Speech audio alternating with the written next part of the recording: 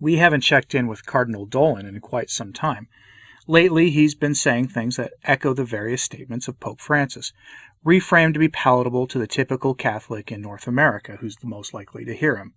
Dolan is one of the most influential members of the American hierarchy, though in recent years it would appear that he is being eclipsed by the meteoric rise of Cardinal Cupich from Chicago. But Dolan has made a statement to the Catholic press that needs to be talked about today. And what better time than Easter season to really look at two things: the necessity of physically attending Mass regularly and the split that is going on in the Church.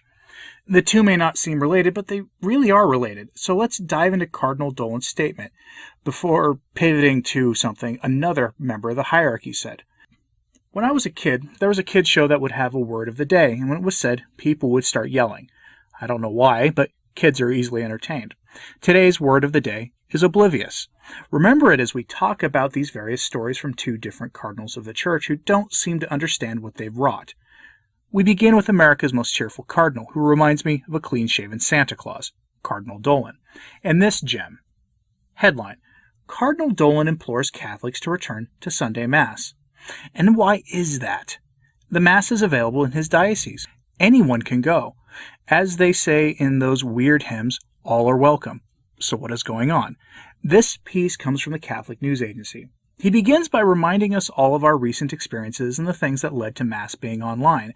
And then he says the obvious: if we're doing other things, then we can return to Mass. A spokesman for his diocese says that the Sunday obligation was never lifted for the faithful, and that by implication, if you are a Catholic, then you belong in the pews on Sunday at the very least. But the laity have not been returning to Mass in any significant numbers. There has been widespread reporting on Mass attendance and church membership in America no longer being what it was, with fewer than half of Americans belonging to some kind of church. Dolan is responding to this, which he is seeing firsthand, and honestly, how should we respond? Did Dolan offer the sacraments? Did he view the sacraments and the Mass as being critical in the life of the faithful, in the past year, as, say, the corner grocery store? No, he didn't, and therein lies the foundation of the situation he's dealing with today. If the Mass isn't important enough to guarantee to the laity, regardless of any other factor, then many of the laity will not think it is that important either. This was all predicted, by the way, when Dolan made his choice along with the USCCB. And then what? Dolan is now reaping the harvest he has sown. Dolan himself reminds us how important the Mass is for the Catholic. In his statement to CNA, he said the following, quote, "The recent Paschal Triduum emphasized the importance of the Mass, which itself is the renewal of the Triduum," he said. "We recognize Jesus at Mass and Holy Communion. We enter again the eternal, infinite mystery of his way of the cross and resurrection. Every Sunday is renewal of the Last Supper, Good Friday, and Easter," Cardinal Dolan wrote. End quote. This isn't hard to understand for us. We know that if we take the faith with the due gravity, then we need to go to Mass. So what's going on? The hierarchy have long been engaged in a dance with Caesar.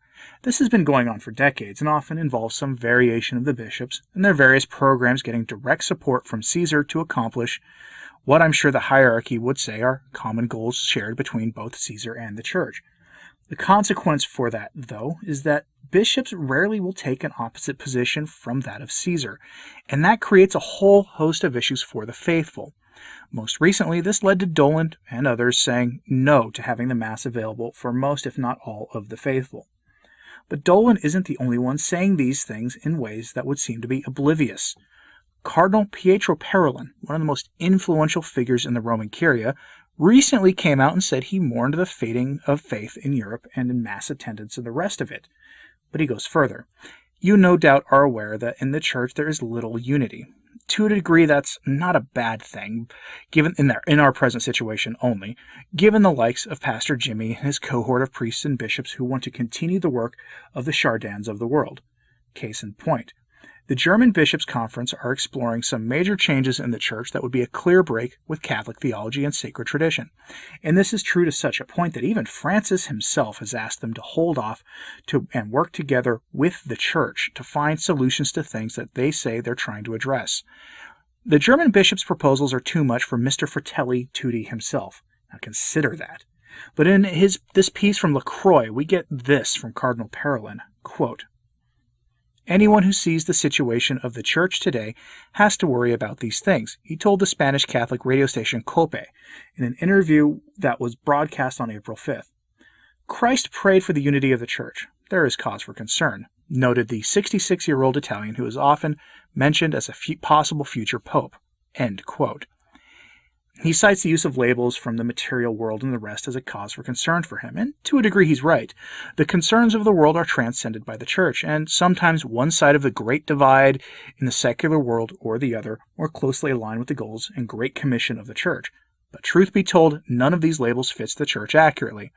That having been said, though, the Church's activity has for several decades looked much more like the work of the descendants of Locke and Lenin and others than has anything from the opposite end of the spectrum. Cardinal Parolin talked about the loss of faith in Europe and said he mourned that, echoing Cardinal Dolan's concern. But again, there has been little recognition for how this happened. But why would there be?